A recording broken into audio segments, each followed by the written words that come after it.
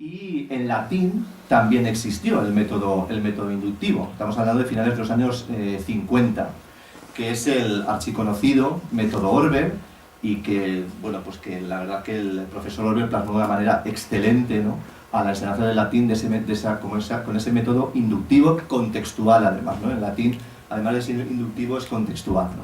Y bueno, pues yo particularmente he trabajado con este método durante 10 años, y lo conozco bastante bien.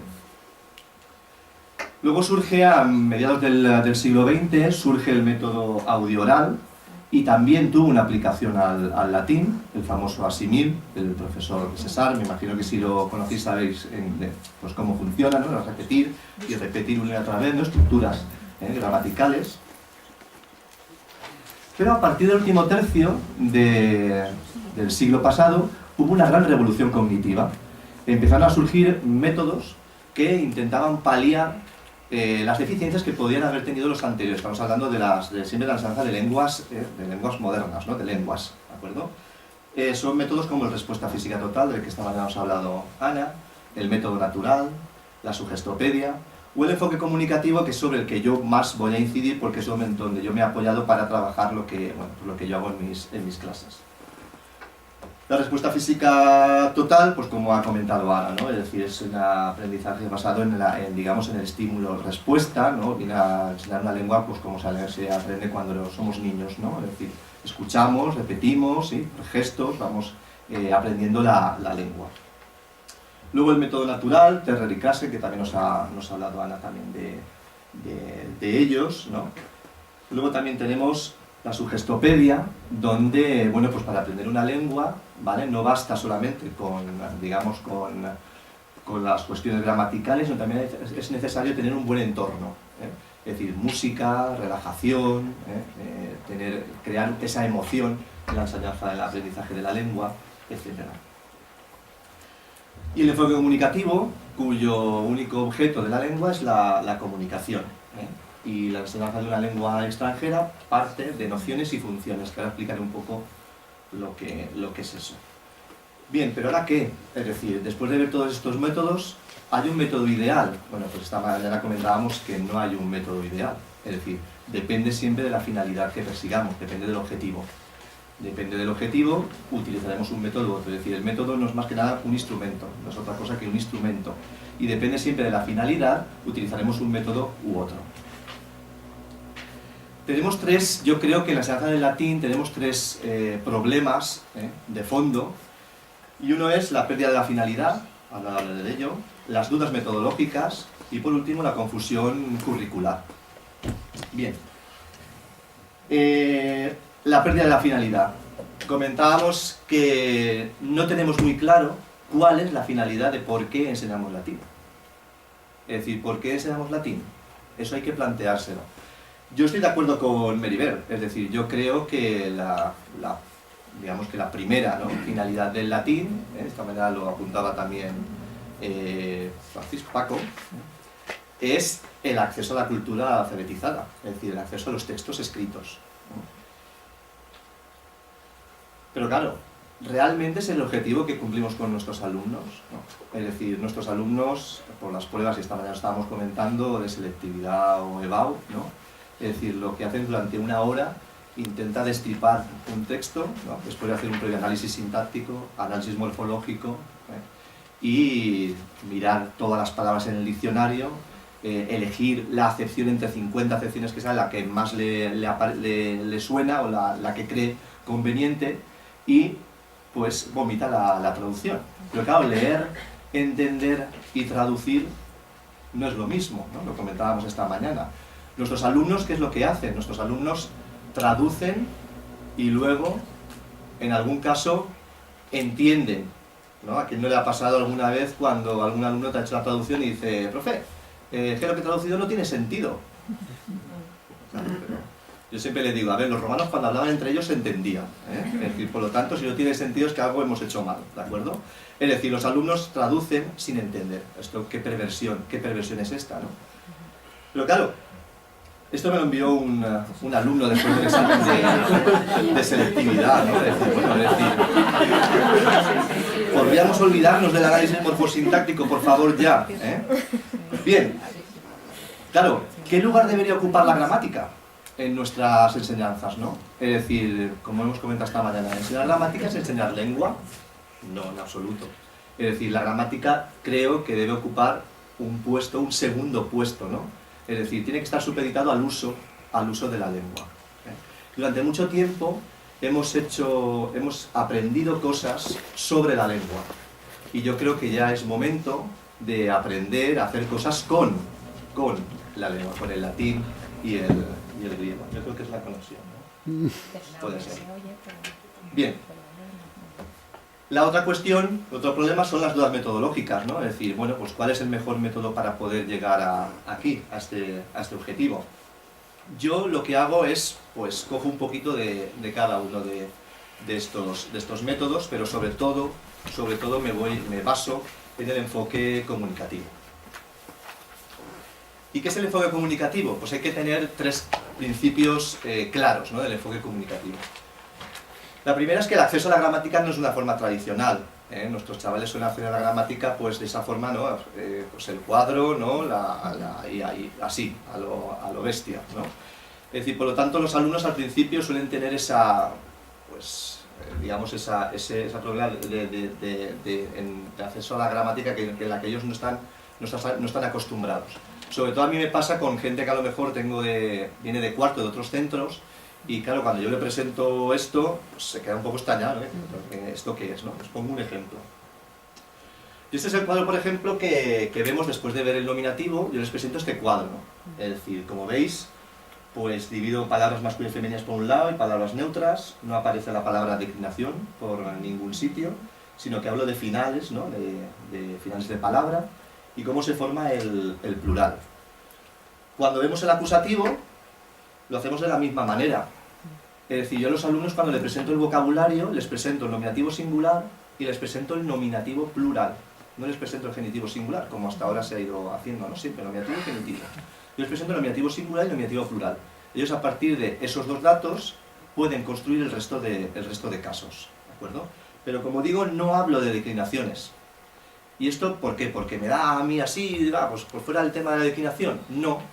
Hay que fijarse pues, en las lenguas modernas, que son flexivas. Yo he tenido la posibilidad de estudiar griego moderno y la profesora no me hablaba en ningún momento de declinaciones. Me hablaba de finales de palabras, ¿no? Palabras masculinas, sustantivos acabados en es, en os, en eos, ¿vale? O en alemán, por ejemplo, que es flexiva. O en ruso. Yo tuve la oportunidad de estudiar 3 años de ruso en la facultad y en ningún momento me hablaban de declinaciones. Es que creo que el concepto de declinación para nuestros alumnos es un concepto completamente abstracto, les suena algo a chino. Otra cuestión que hay que tener en cuenta en el enfoque comunicativo es la necesidad de comunicación, ¿vale? Es decir, la gramática, el acceso que tienen los chavales a la gramática va limitado o sigue el criterio de la necesidad de comunicación. Les pongo un ejemplo. Si yo voy a hablar de la familia, claro, yo voy a tener palabras como mater, frater, pater, soror. Claro, es que no he visto la tercera declinación, porque he empezado por la primera y la segunda. Entonces, ¿qué hago? No. Yo lo que veo son los casos, ¿no? Pero en todas las declinaciones, en todos los finales de palabra, como hemos visto. Porque si en el segundo capítulo me apetece hablar de la familia romana y vemos textos sobre la familia romana, pues aparece la tercera declinación y no tiene ningún problema los chavales. Es decir, que la necesidad de comunicación está supeditada a la gramática. Y por último, que hay varios exponentes para una función. Es decir, yo puedo, lo que hablábamos al principio de noción-función, ¿no? El enfoque comunicativo está basado en las funciones del lenguaje. Es decir, yo enseño la gramática, ¿no? O tenemos acceso a la gramática a partir de la funcionalidad. Es decir, si yo quiero explicarle a mis alumnos cómo se expresa la finalidad en latín, ¿vale? Puedo explicarla de varias maneras. Yo elegiré la más sencilla, ¿no? Por ejemplo, esta, ¿no? Le dan más el gerundio, ¿de acuerdo? Es decir, la funcionalidad está por encima del grado de dificultad de la gramática. Si yo no voy a explicar a mis alumnos por qué sí el subjuntivo, les explicaré el subjuntivo pues cuando vaya a comentarles cómo se expresa el deseo, o cómo se expresa una final con ut, ¿no?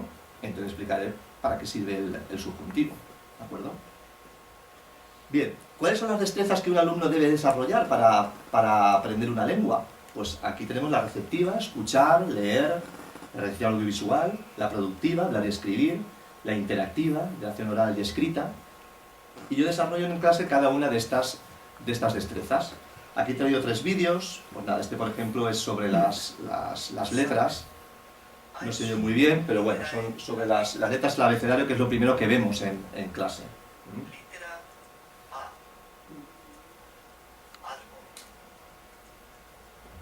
Bueno, el abecedario, ¿no? Por ejemplo, cuando vemos las partes de la casa, pues este es un vídeo que aparecía por internet y yo lo único que hice es colocarle, ¿no?, los términos de las distintas partes de la casa.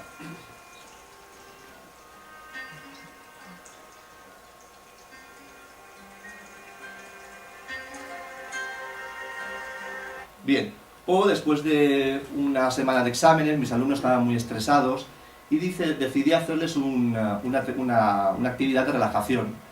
Entonces ellos escuchaban esta música, yo les iba contando una historia en latín sobre un paseo por el bosque, los alumnos iban imaginando, ¿no?, lo que yo les iba contando, sobre aquellos objetos que iban encontrando en el paseo por el bosque, y al final, después de toda esta actividad, ellos en un papel escribían, ¿no?, lo que habían visto, lo que habían ido viendo, y bueno, comentábamos un poco las reacciones ante los diferentes elementos que ellos veían por el bosque. El vídeo lo hice, pues bueno, si algún profesor quiere utilizarlo en sus casas, y tiene el texto, ¿no?, de la narración de la historia. Bien, textos que vemos, la mayoría de textos que vemos en un principio son textos de tema cultural. Aquí, por ejemplo, les describo una habitación, un despacho, y ellos lo que tenían que hacer es, a partir del texto, dibujarlo. O, por ejemplo, cuando vemos el tema de la familia, este es un texto que habla sobre la familia de los dioses. Tienen en negrita los diferentes, digamos, vocablos sobre el parentesco, y luego a partir del texto ellos pues completaban el árbol genealógico de los dioses. O la forma de acceder a los adjetivos pronombres posesivos, ¿no? Tenemos el egoísta, ¿no?, el enamorado y el altruista, ¿no? Cada uno utiliza los pronombres de diferente manera. O mitología, presento unas preguntas que tienen que contestar antes de leer el texto, y después de leer el texto contestan también, ¿no?, a ver qué han aprendido a partir del texto. O sobre el bullicio, ¿no?, de la ciudad de Roma. Tenemos 3 parágrafos y luego al final hay 3 resúmenes y tienen que indicar a qué parágrafo corresponde cada resumen. O sobre la forma de ser, ¿no?, de los romanos, siempre con un ejercicio de verdadero o falso, de comprensión del texto, etc. O sobre los gustos, ¿no?, aficiones. Aquí pues le presento varios personajes, ¿no?, Pedro el Películas o Máximo el Cortacabezas, ¿no?, ¿vale? Y luego pues un ejercicio de verdadero o falso, pero no solamente tienen que indicar si es verdadero o falso, pero si es falso, justificar la respuesta. Bien, o sobre los alimentos en el Imperio Romano, es decir, que como veis, los textos al principio son de tema cultural. Hablar y escribir, los alumnos hablan y escriben desde el primer día. Yo les presento esta pequeña carta, ¿no?, que les pongo en la mesa, donde aparecen las primeras, digamos, frases que ellos pueden utilizar, pues cómo me llamo, cuántos años tienes, dónde vivo, y desde el primer día los alumnos lo que hacen es aprender a presentarse en latín, para preguntarse cuántos años tienes, dónde vives, etc. Y también escriben desde el primer día, ¿no?, con este ejercicio tan sencillo, ¿no?, de quién es, ¿no? Tenemos ahí la ciudad, el nombre y la profesión, ¿no?, y ellos empiezan a escribir pues sus primeras, ¿no?, frases en latín. O en una imagen completar, ¿no?, o colocar los diferentes elementos que aparecen ahí, ¿no? Libri mensa sunt, sella post mensa est, atraventarium ante volumen est, ¿han visto las preposiciones? ¿No? Aquí lo vemos mucho mejor. O, por ejemplo, les dije 5 cosas que podían encontrarse en la escuela y 5 cosas que no podían encontrarse en la escuela, ¿no? Dicen, illudo discipuli sunt, sed lecti non sunt, menos mal. O illudo mensae sunt, sed piscina non est, por ejemplo. O describirse físicamente, les daba yo esta ayuda, y luego ellos lo que hacían una descripción física, y luego tenían que averiguar a qué alumno de la clase hacía referencia a esa descripción, ¿no? Alta es, fusca es, iucunda es, locuaz es, obscuros oclos habet, Bien, o una redacción sobre su familia, ¿no? Dice, pater meus Roberto Bocatur, et mater mea Julia est, frater meus est Roberto, mi nomen est Diana, bueno, una descripción de lo que es su familia. Como veis, escriben en latín. O comparar medios de transporte, ¿no? Dice, ire pedibus minoris preti est quam nave, ¿no? O ire lectica magis commodum est quam curru, ¿no? Curru es de la cuarta, no tiene ningún problema por colocar el ablativo, porque como digo, vale, hemos visto los casos, pero en todas las declinaciones, no hemos separado declinaciones. O por ejemplo aquí, ¿no? Dice, esto es una redacción que hacen sobre los gustos de su familia. Y bueno, veis que les doy una plantilla para no que tengan que ir contando, ¿no?, las palabras de la redacción, ¿no?, como me hacen en inglés muchas veces, tendrían más tiempo contándolas, ¿vale? Pues si les pido una redacción de 40 o 50 palabras, sabes que cuando llegan ahí saben que ya la han completado, ya tienen las 40 o 50 palabras. Y fijaros, dice, patri meo placet legere et exire cum amicis, etiam placet exercere corpus, matri meae placet exire kenatum, un supino. Claro, es que a lo mejor el alumno tiene la necesidad de saber cómo se dice salir a cenar, y te lo pregunta, y tú, pues bueno, como tiene la necesidad de saber cómo se expresa esa cuestión gramática, se lo explicas. Pues mira, se utiliza el supino, hacerse así, así. Y entonces surge de una necesidad del alumno para aprender, ¿no?, la cuestión gramatical.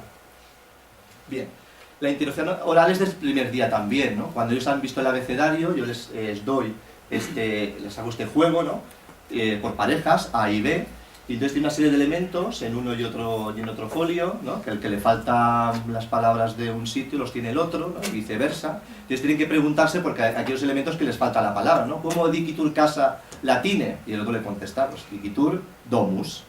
¿Cómo escribitur? Y se lo deletrea, ¿no? D-O-M-U-S, ¿no? Y lo escribe. Una manera de practicar el abecedario y de ir practicando ya la interacción oral, ¿no? O los números, tienen cada uno una carta de estas, ¿no?, el alumno A y B, tienen que dictarse los números y señalar aquellos que son diferentes, ¿no? O por ejemplo, cuando vemos la vestimenta, ¿vale? Bueno, pues le doy a cada uno una cartulina de esta, el alumno A, y pregunta, ¿cuyus est velum?, ¿no? ¿De quién es? Él tiene la respuesta aquí, ¿no? En este caso, por ejemplo, a este alumno le falta el anillo, ¿no?, Anulus et armilla, ¿no? Pues pregunta, ¿cuyus est anulus? Y el alumno B sabe que es nos, ¿no? Anulus es noster, ¿de acuerdo? Es una manera de interactuar de forma oral. O cuando hablemos los edificios de la ciudad, es decir, este alumno le falta una serie de edificios, ¿vale? Y tiene arriba los que tiene que preguntar, ¿no?, al compañero para saber dónde están ubicados. Y aquí entonces utilizamos las preposiciones, y va indicando dónde están situados los diferentes edificios para situarlos. Bien. O preguntas de vida cotidiana, ¿no?, o este ejercicio donde hablábamos de los adverbios de frecuencia, de tiempo, ¿no?, y van apuntando, comentando al compañero, ¿no?, pues cuando corpus exerces, ¿no?, cuando legis, ¿de acuerdo? Y va contestando, ¿vale? La gramática también, evidentemente, también la trabajamos. Yo no lo he comentado al principio, pero digo, ahora no llevamos libro de texto, todo esto está en el aula virtual, en plataforma Moodle, y los alumnos mediante la plataforma Moodle pues van a aprender todo este tipo de cosas. Y los ejercicios los hacen en la plataforma Moodle, son autocorregibles, ¿eh? Los que son de comprensión lectora o comprensión son los corrijo yo, directamente, ¿no? Pero los que son fácilmente corregibles pues los tienen ahí para practicar. Entonces pues son ejercicios de toda la vida, ¿no?, de unir palabras, bueno, pues hacer pequeñas frases, completar huecos, unir frases. Aquí, por ejemplo, habíamos visto la construcción pergit más infinitivo, ¿no? Seguir haciendo algo. O los pronombres demostrativos, o el pronombre anafórico. Y luego también tienen muchos más ejercicios de cualquier tipología para hacer las veces que ellos quieran en el aula virtual. Nombres de verbos.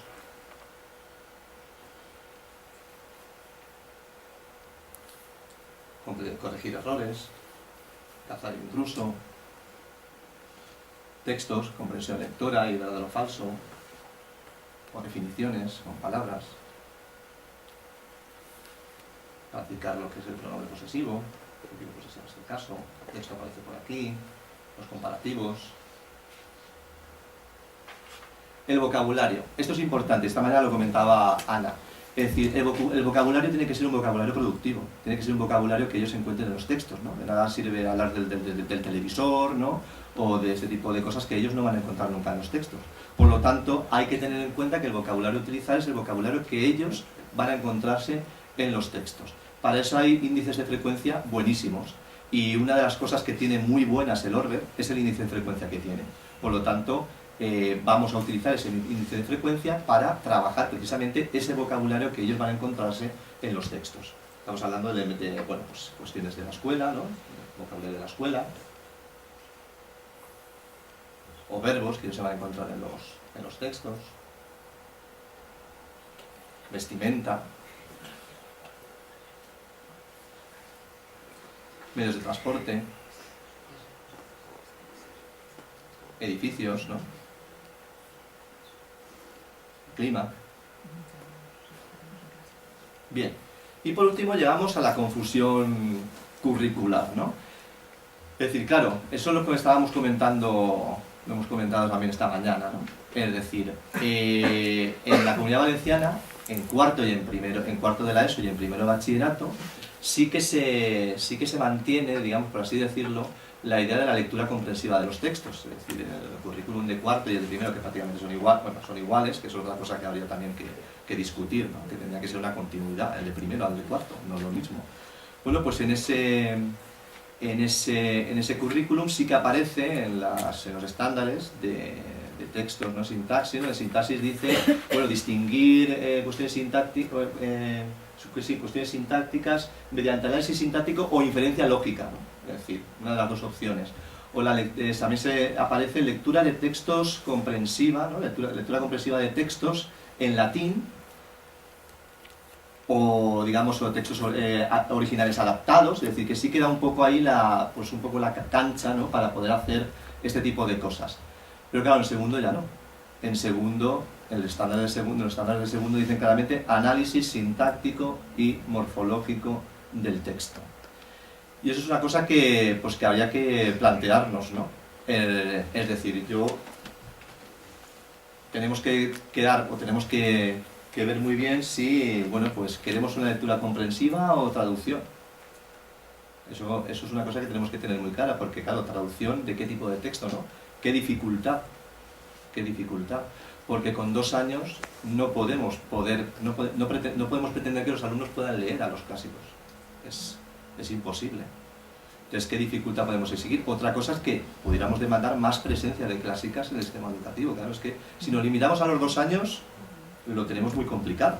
Es decir, lo que habría es que convencerles de que el latín y el griego son importantes y por lo tanto tienen que tener más presencia en el sistema educativo. No podemos limitarnos a 2 años. Si no tenemos prácticamente, pues cuento lo que voy haciendo en clase.